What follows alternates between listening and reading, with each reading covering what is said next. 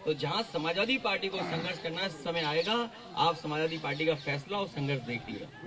अध्यक्ष जी दीप नारायण सिंह यादव जो पूर्व विधायक दीपक यादव को जो सुविधाएं मिलनी चाहिए वो सरकार के इशारे पे कोई सुविधा नहीं दी जा रही।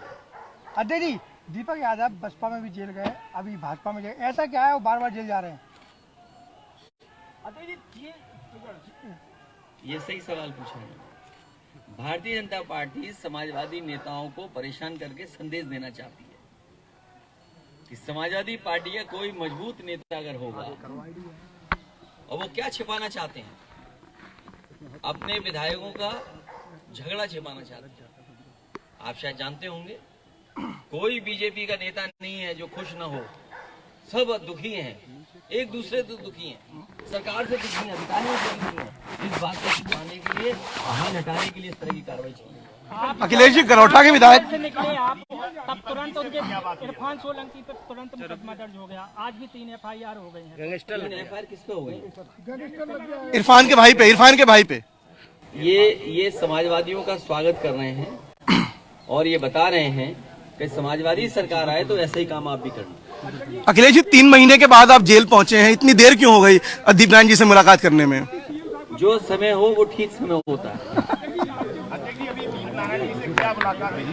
जो बातचीत हुई वो बता नहीं सकता मैं। अध्यक्ष जी बातचीत हुई हमारी। अध्यक्ष जी अमेठी की विधायक पर आज सुबह जमीन कब्जाने का मुकदमा लगा है। ये किस पार्टी का नाम पार्टी तो बोलिए। अमेठी की कांग्रेस की विधायक। मुझे लगा कि भारतीय जनता पार्टी। नहीं, अदिति सिंह को। अगर आप जानकारी करेंगे सबसे ज्यादा भारतीय जनता पार्टी के विधायक या उनके नेता कब्जा करना जमीन। अध्यक्ष जी ये जान नहीं रहा। अध्यक्ष जी आज के टाइम पे बबीना विधायक और सदर विधायक की, अध्यक्ष जी एक करके बोलिए। अध्यक्ष जी अरे तुम जानते हैं भाजपा की विधायक थी क्या? गलत हो गया।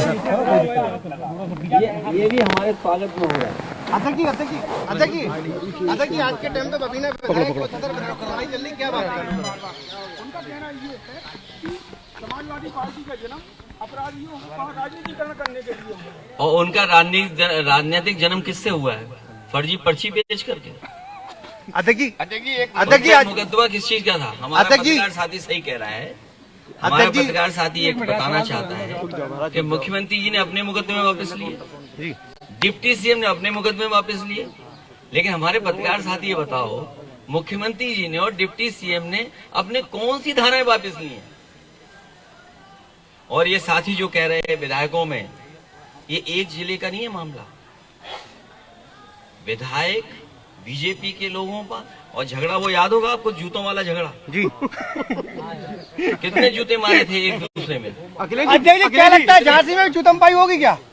अखिलेश जी बीजेपी के विधायक। इसीलिए मैं कहना चाहता हूँ, ये सच है कि अपनी नाकामी छिपाने के लिए, आप बताइए झांसी में क्या किया? सैनिक स्कूल किसने बनाया? समाजवादी सरकार में बना। क्या बजट ये दे पा रहे हैं? मेडिकल कॉलेज का जो 500 बेड सुपर स्पेशलिटी का वार्ड बने वो समाजवादी सरकार में क्या बजट ये दे पा रहे हैं? एम्बुलेंस की क्या दुर्दशा है? आपकी 100 नंबर 200 बार क्या दुर्दशा कर दी? पैरामेडिकल का क्या बजट दे पा रहे हैं? और झांसी और आसपास के नौजवान बताएं क्या बेरोजगारी है कि नहीं है?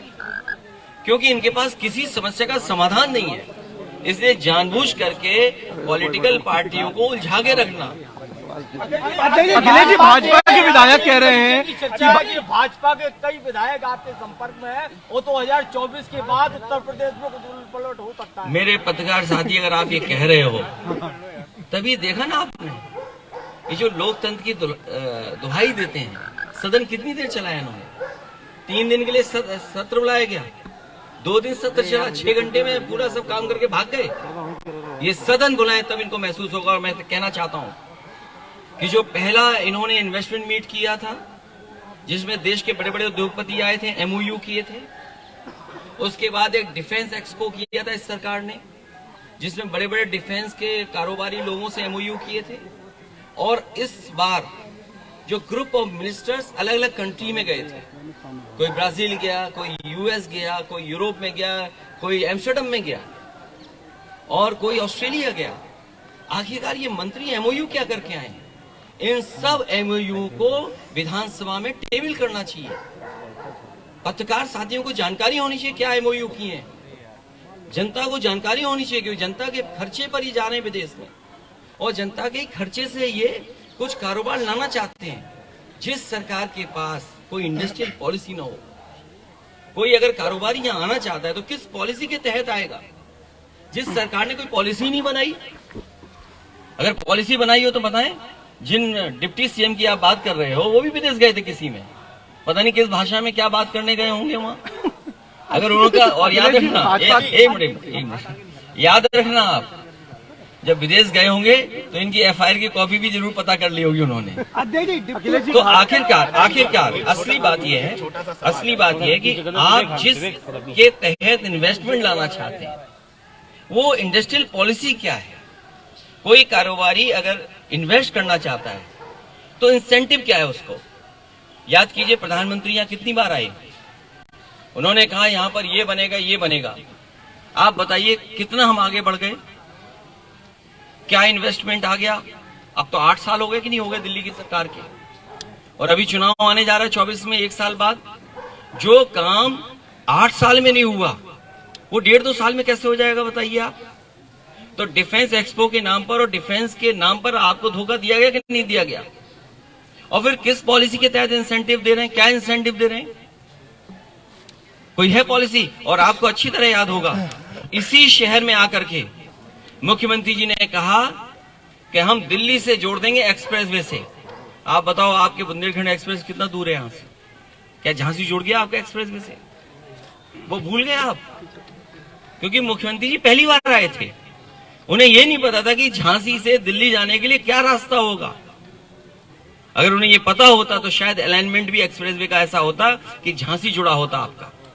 अजय जी, कभी आप कहते हैं डिप्टी सीएम को लेकर कभी सोमवार दिया हो, कभी हमारी रणनीति जीतने वाली है। अखिलेश जी, आपके आने से एक दिन पहले आपके जिलाध्यक्ष पर केस हो गया है। क्या चीज? आपके आने से एक दिन पहले आपके जिलाध्यक्ष पर एक मुकदमा लिखा। वो हमारे लिए स्वागत है, बधाई दी। अजय जी स्वागत सूट समेत वापस करेंगे क्या? नहीं, ये कहना लोकतंत्र में ठीक भाषा नहीं अजय होगी। जी, आप चाहो तो वापस करो। अखिलेश जी भाजपा के, अखिलेश जी